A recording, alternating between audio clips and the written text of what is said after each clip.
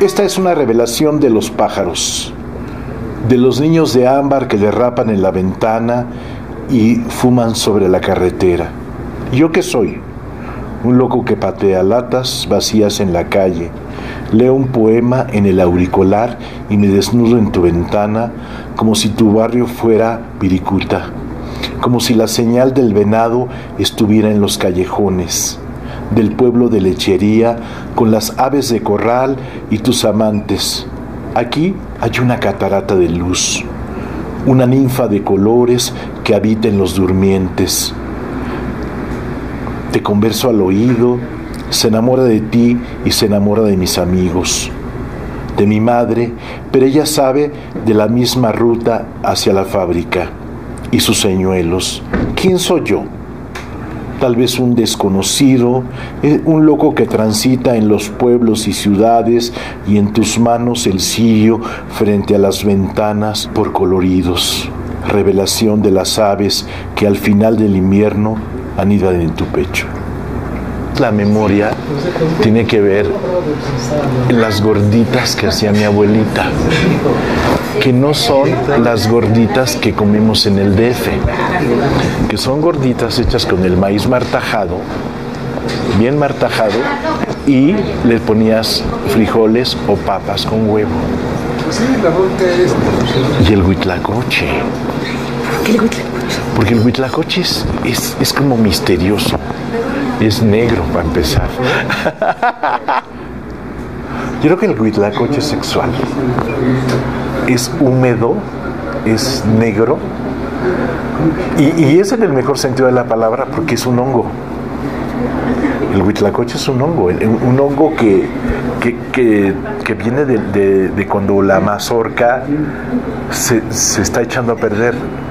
Y en ese patín de aprovechar todo, el huitlacoche es un manjar. ¿Nunca has probado el risotto de huitlacoche? No sabes, Carlos. Mi mamá se divorció y luego se consiguió al mejor plomero de la colonia Narvarte, un tipo que había nacido en Guanajuato. Me acuerdo que ese tipo, Ignacio Arévalo, hacía unas migas. Las migas son ese caldo de res con bolillo o caldo de pollo con bolillo.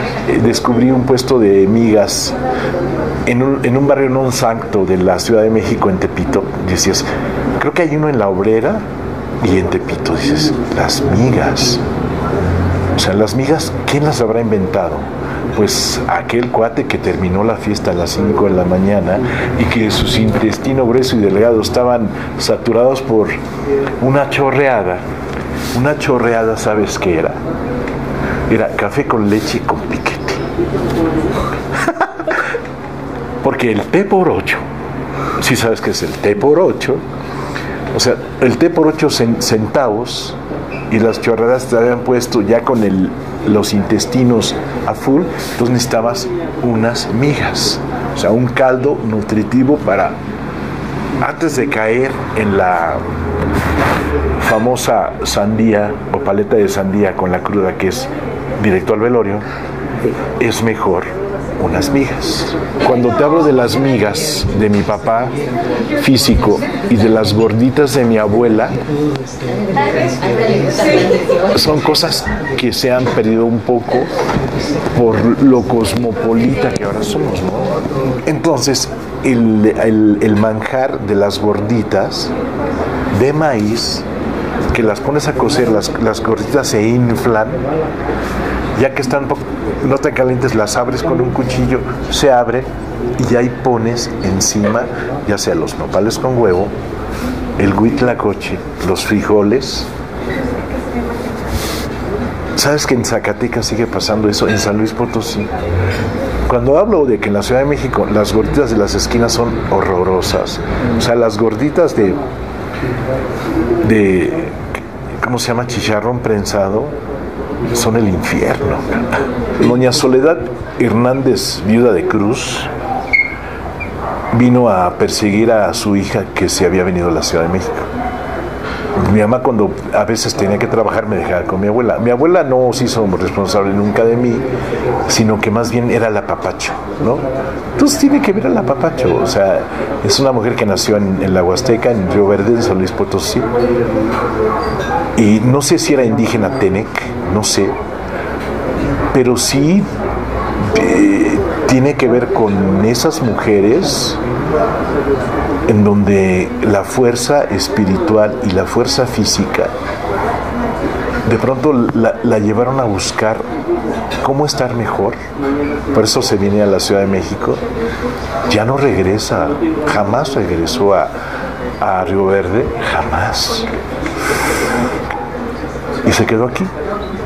Entonces de pronto se pudo conseguir un terreno en la Agrícola Oriental y me invitaba a su casa, ¿no? Pero antes de que pasara eso, pues estábamos juntos en Arbarte, donde vivíamos en un cuarto, los tres, y, o sea, aprendí a esta comunicación con esa señora, ¿no? Ella las hacía, o sea, es como decirte, las hacía. Ya es bien difícil que yo las tengo que hacer porque no hay quien las haga, ¿no? Y había otras buenísimas que eran con piloncillo. Las mismas gorditas, pero con piloncillo, la más. Eso tiene que ver con una identidad, ¿no? Que no hemos perdido, simplemente está por ahí.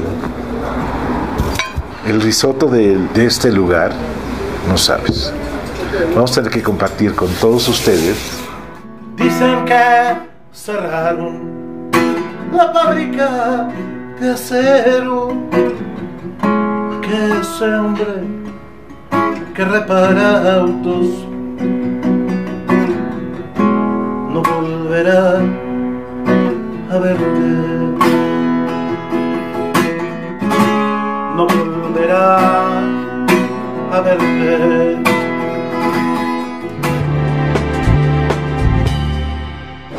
Nosotros en este siglo XXI estamos reaprendiendo a comer por muchísimas cosas. Primero por la epidemia de diabetes que hay, ¿no? Que es muy fuerte. Todos tenemos un familiar con diabetes. Entonces tenemos que reaprender a comer.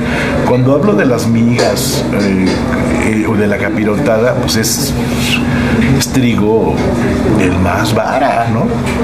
Entonces eso lo comimos durante muchos años, tenemos esa información genética.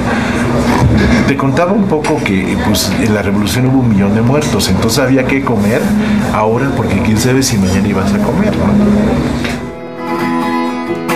Tomó un autobús con rumbo desconocido, ajustó las gafas y guardó silencio. No volverás a verlo, no volverás a verme. Me acuerdo en la secundaria había unas tortas que hacíamos de plátano, tortas de plátano.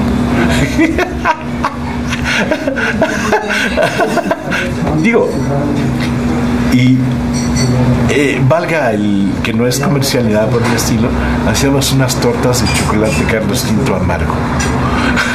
Claro, me clavé en las gorditas porque tienen que ver con el maíz, ¿no?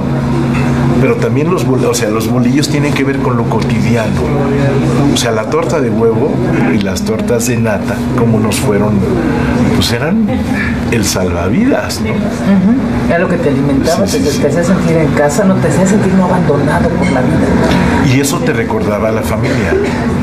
Porque una de las cosas que siempre uno termina,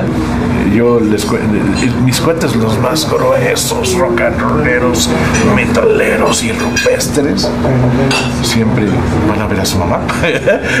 Chin.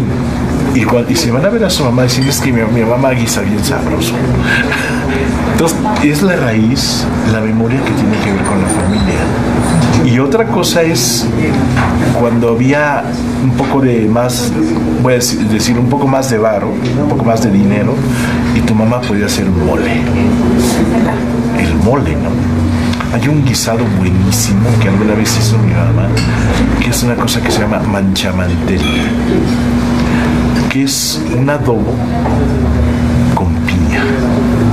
Y lo puedes hacer con carne de cerdo, o con pollo, o con simples papas, ¿no? Pero con todo esto que te digo, que nosotros estamos aprendiendo a realimentarnos, es porque esta historia que viene desde la revolución y luego la expropiación petrolera y las hambrunas que hubo en los 20s, pues tienen que ver con que tenemos esa información de que hay que comer ahorita porque qué hace de mañana si comamos. Entonces ahí es donde uno siempre recurre, como todo, a la madre, ¿no? En la madre. Porque esa memoria tiene que ver con la vida, tiene que ver con el seno materno. Es la identidad, el origen, la familia. Y esos olores y te regales te llevan a darte cuenta que tienes una identidad. O cuando te voy a contar una historia. Una vez yo estaba muy chavito, era activista, y fui en la Ciudad de México, había un plantón en una huelga. No me acuerdo si era la huelga de Trailmóvil en Santa Clara. Entonces pues era 1978, 77, no me acuerdo. Y los trabajadores estaban haciendo una comida ahí. No recuerdo qué era, pero el olor era así entre la sopa de fideo, ¿no? el arroz y unos bisteces con chile pasilla, ¿no? Yo no sé cómo había llegado la salsa pasilla, pero entonces tiene que ver con la comunidad, con lo comunitario, ¿no? O cuando sales a tocar con tus compañeros músicos, y pues se acabó toda la comida porque ya cerraron todo, ¿no? Pues me acuerdo que una vez en Aguascalientes no había nada. Entonces ya llegamos al lugar donde estaban los tacos y nos comimos unos tacos de cebolla, porque la carne se había acabado. Unos tacos de cebolla. Y eso es cotidiano, ¿no? Cotidiano. Y la anécdota es que esos tacos de cebolla que yo me comí, porque no había otra cosa que comer, me provocaron un hipo de 2 días.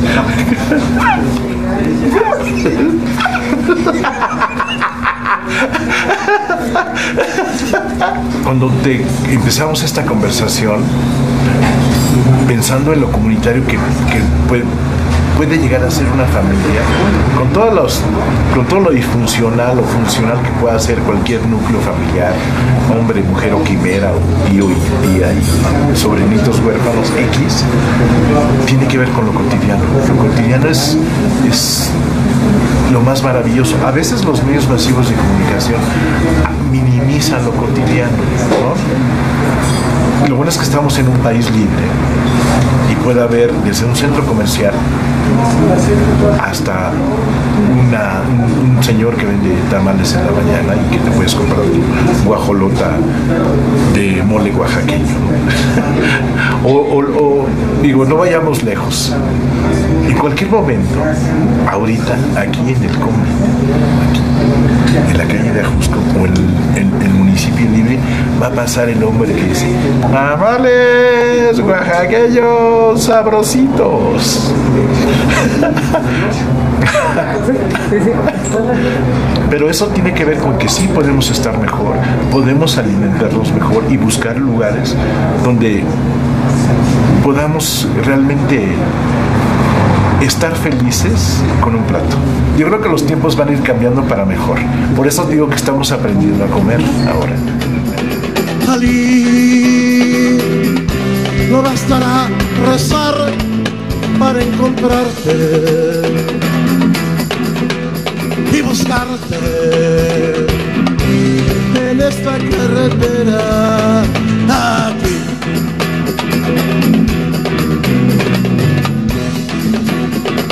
Ali, en las casas de cartón aquí.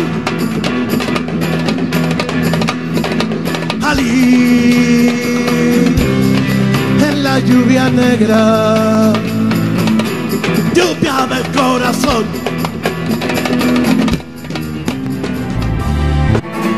Mujer en la sombra, mujer en la sombra, hay amor. Mujer en la sombra, mujer en la sombra, hay amor. ¡Ay, ay!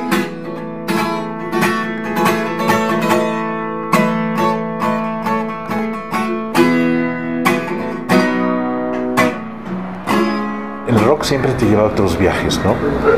A pensar que se puede vivir de otra forma. O sea, cómo vivían los ingleses, ¿no? ¿Qué comían los ingleses? Me acuerdo que las entrevistas con Robert Plant o con Roger Daltrey de The Who, el mismo Pete Townshend, el desayuno, ¿no? O los grupos sureños de rock sureño, cómo comían su avena con la sémola, ¿no? La sémola con huevo y el tocino, y de pronto nosotros decías, ¿a poco comen eso? Cuando tenía un amigo norteamericano que me invitó a desayunar eso, decía, ¿la sémola? No. Pero el rock te lleva a buscar y a ver otras cosas, cómo se vive en otros lados, ¿no?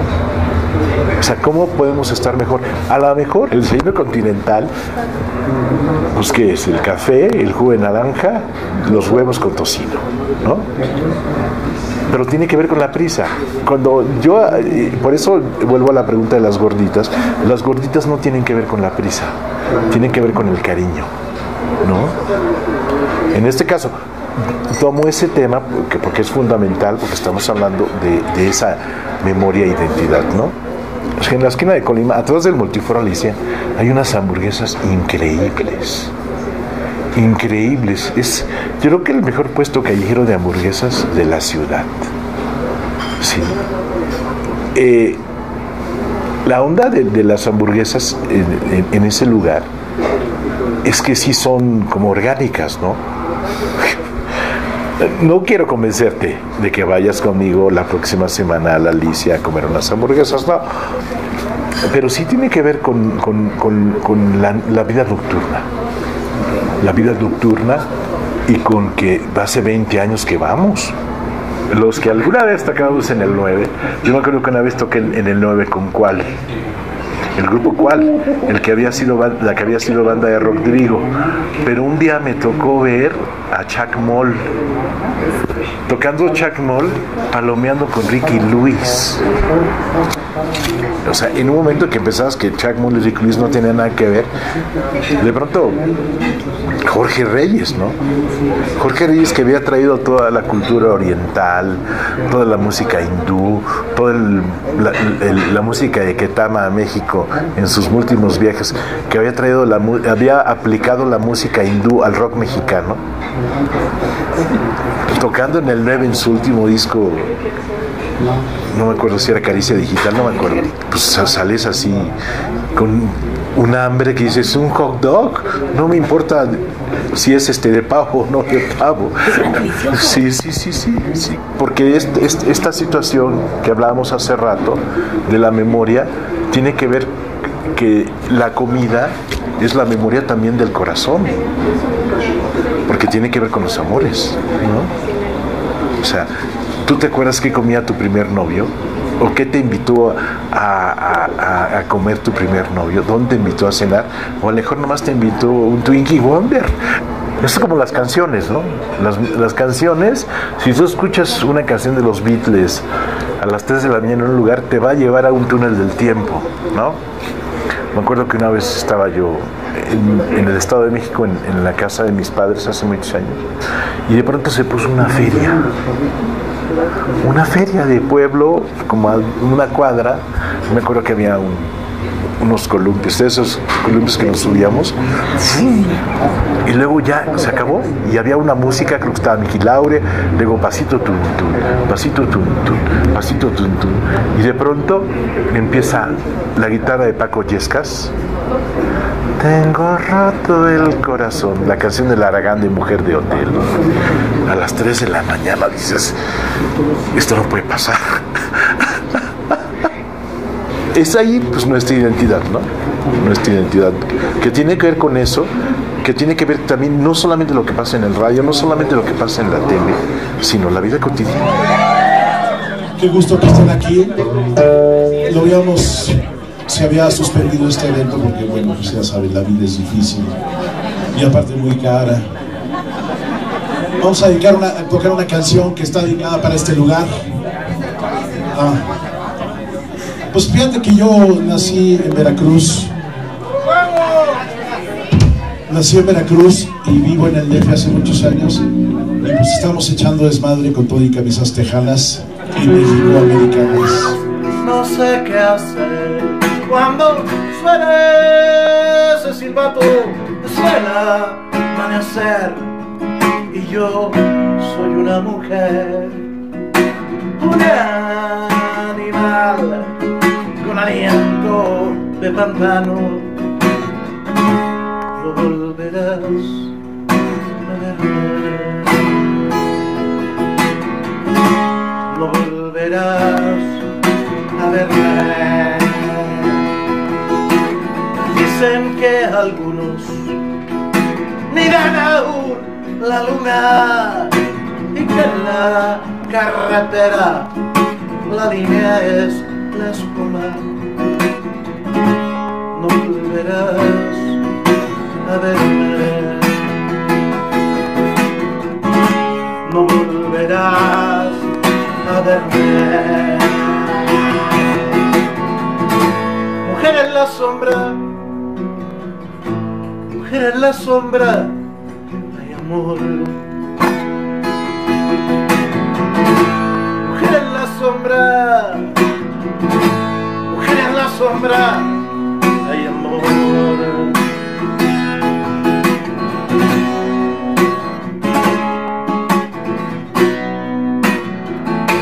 Mujer en la sombra, mujer en la sombra,